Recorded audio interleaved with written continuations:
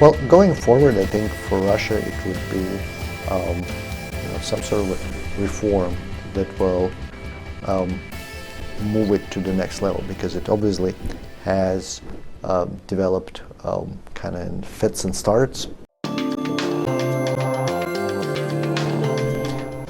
The privatization was done early on, and then so you got kind of a number of oligarchs that controlled Russia, right? And so since then there has been some redistribution of wealth and power within Russia, and I think now we're approaching a level where I think there's a realization that to keep the lights on, the Russia needs to modernize, and they obviously have benefited from the rise in commodities prices, energy prices. Oil is obviously the largest revenue factor for the budget, but what Russia is now on the charm offensive, and they are hosting Olympic Games in Sochi in 2012. There's a soccer championship 2018.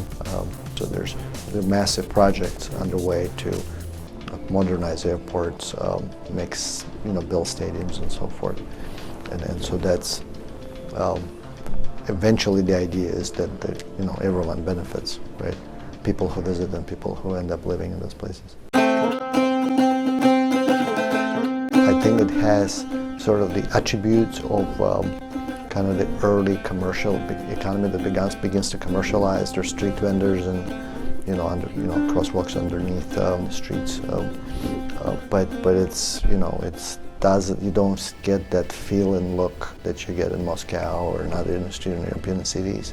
It probably it straddles the difference between kind of what Soviet Union and Eastern Europe looked like 20 years ago and what Moscow looks now. It's kind of in between, and I think that really there's still which to me is an opportunity. It still has to close that gap.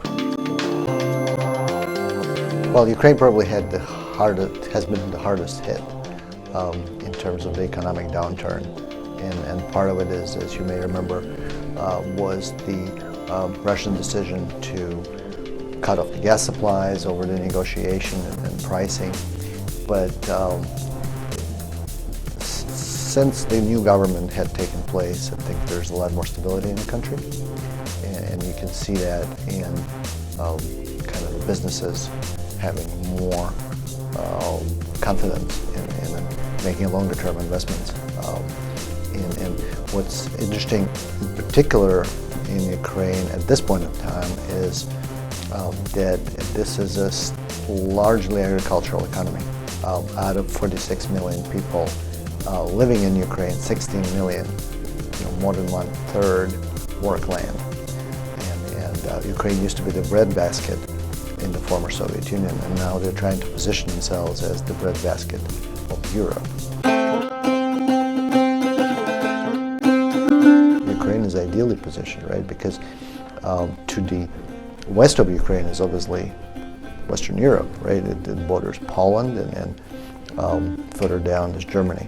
But in terms of access to other export markets, and particularly emerging markets that are looking for sources of protein and grain, it's on the Black Sea, so it has easy access to the Mediterranean, and they can ship ship food across the ocean. Well, the reason I think agriculture is interesting is because what has happened with kind of Ukraine becoming an independent country and sort of a standalone economy, what you see is that the other sectors of the economy have contracted, and agriculture is now the larger portion of Ukraine's GDP, and it's coming at a time when we talk about needing to double the production of food in the world just to feed the people we have. So kind of timing with this opportunity. Please consider carefully a fund's investment objectives, risks, charges, and expenses. For this and other important information, obtain a fund prospectus by visiting www.usfunds.com or by calling 1-800-US-FUNDS. That's 1-800-873-8637. Read it carefully before investing. Distributed by U.S. Global Brokerage Incorporated. Foreign and emerging market investing involves special risks such as currency fluctuation and less public disclosure, as well as economic and political risk. By investing in a specific geographic region, a regional fund's returns and share price may be more volatile than those of a less concentrated portfolio. The Eastern European Fund invests more than 25% of its investments in companies principally engaged in the oil and gas or banking industries. The risk of concentrating investments in this group of industries will make the fund more susceptible to risk in these industries than funds which do not concentrate their investments in an industry and may make the fund's performance more volatile. All opinions expressed and data provided are subject to change without notice. Some of these opinions may not be appropriate to every investor. Holdings in the Eastern European Fund as a percentage of net assets as of 3/31/2011, TNK/BP 3.33%. McDonald's 0%.